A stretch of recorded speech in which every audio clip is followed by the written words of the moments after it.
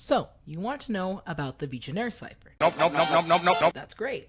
Before we go anywhere, we need to start with some background. It begins!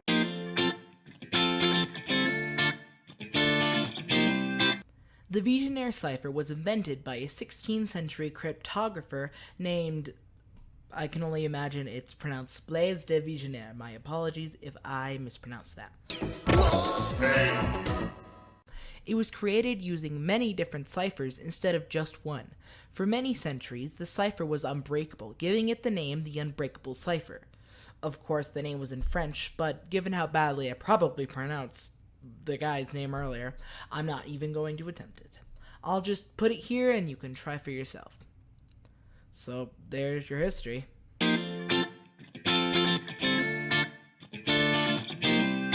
Despite the fact that there are 3 centuries where it was never broken, we live in a century where that's not the case, and we know how to decode it.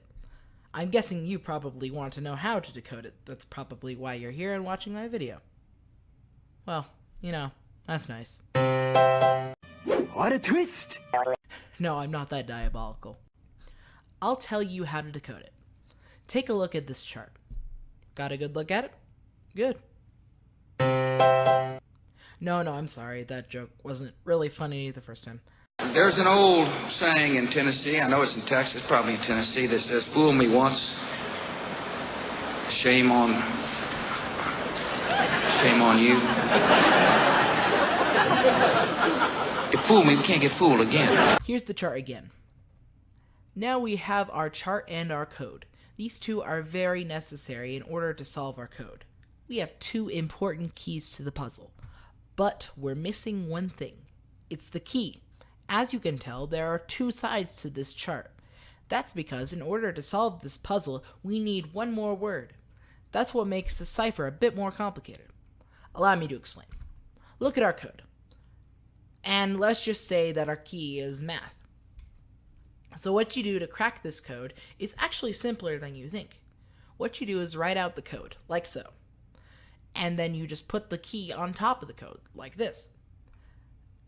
Now what you do is look at your chart. Look at the M column.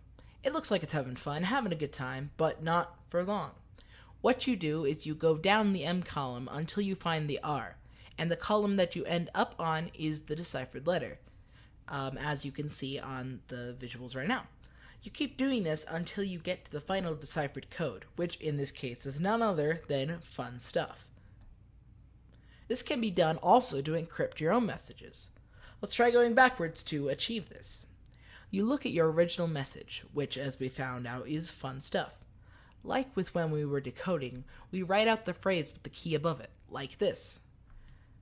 Now here's where things get different, but not so complicated. Instead of starting on the M column, you have to look at both the column and the row. Look at the M column on the top. Now look at the F row on the left. All you have to do is find out where they intersect. You do this with all of the letters until you have found your encoded message, which is, as we found out, well, I'm not going to read that because I can't even begin to tell you how it sounds.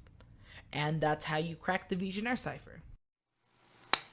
That was easy.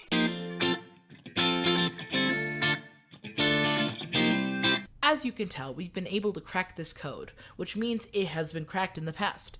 But how? Hold your horses, dude. I'm getting to that. Gosh, calm down, dude. Impatient person. Get on with it. Yes, get on with it! The cipher was known for a very long time to be an exceptionally strong cipher due to the fact that you not only needed the code and the chart, but you also needed a key. If you didn't have the key, the code was virtually uncrackable. But despite its complicated nature, the code was cracked as early as the 19th century. It was entirely broken by Friedrich Kasiski. Oh my goodness, I'm bad at pronouncing names. In the 19th century, but could occasionally be broken in the 16th century. But only occasionally. People were finding out how simple this code actually was. Knowledge.